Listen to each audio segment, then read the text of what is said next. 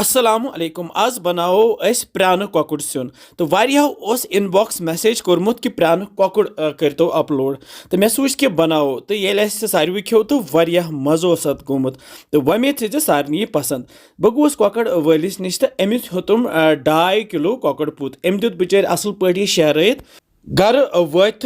थो छलित छुकित तो यपर अन मे बंटनस मज यह आब बंटन तो अत मज त्रो मे लेदर चमचे तो अथ मज लोग मे अत फकर दिन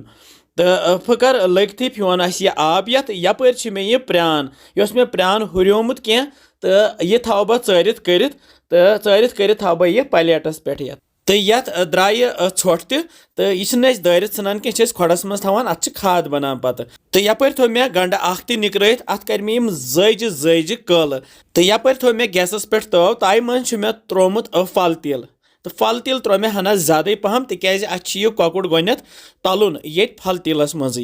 तो यह कोकुड़ बनावन त्रोश वजुल तो कड़हन तलित यथ प्लेटस पे तो थवन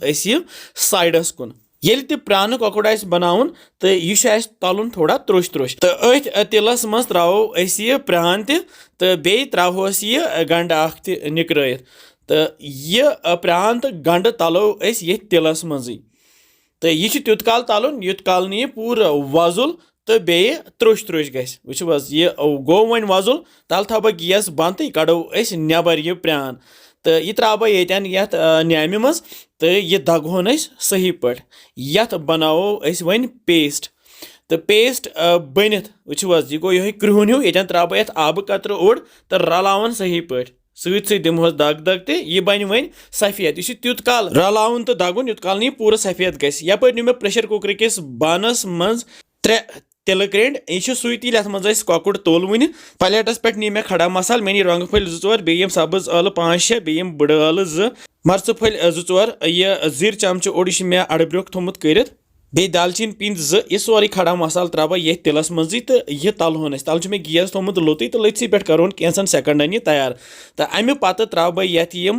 रोहन पेस्ट चमच 3 यह मे रुहन दोगमुत न्यामि मज तो यह त्रो मे ये सती तो यह करोन ये तिलस मज तैयार यमन खड़ा मसालन सत अम पे त्रो यह प्रान पेस्ट तूर यह वन तैयार कोर तो यह प्रान तलहोन ये तिलस मज ये मसाल सत तो पूर करोन यह वजुल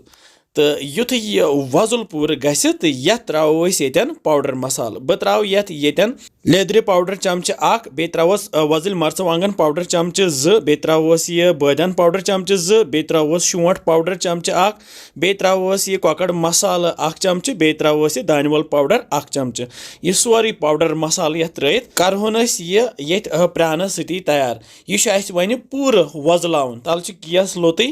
तो 1-2 मिनटन करहोन यह तैयार युत काल यह पूर ओड़ तील वापस त्राय तो 1-2 मिनट गसित वन यह तैयार वो कि वजलो यह वन तो अमे पत त्रो यह तलित कोकुड़ यथ ऊर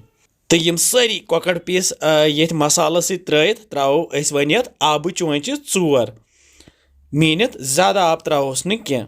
तो अमे पत त्रो अत नून चमचा 1-2 नून कूत तुम खेवान तमे हिसाब त्रो तुम तो रलावन यह सही पे ये त्रो अत ब्या चीज सह गो यह वर हाय तुह कित बनाए सनिस त्रा मज मज अगर नी तो यह ऑप्शनल तो ये त्रो मे अत चमच ये वर मज पे थोस यह ढकन तो करहोन यह वुट ओड़ घंटा तैयार वन लथसी पे तो कोकुड़ सोन वन तैयार वो रस मोट्योमुत तो कोकुड़ सेनोमुत तो बे जबरदस्त वजुल गोमुत तो इंशाल्लाह खेमोन यह गर्मा गर्म बतस तो वमेद से तुम अजुक प्रान कोकुड़ पसंद आमुत तुम बनजो तो बे वनजो कह बसान तुम सान रेसिपीज इंशाल्लाह समको बे जल्दी तुम थो पन ख्याल बिहु रब्बस हवाल।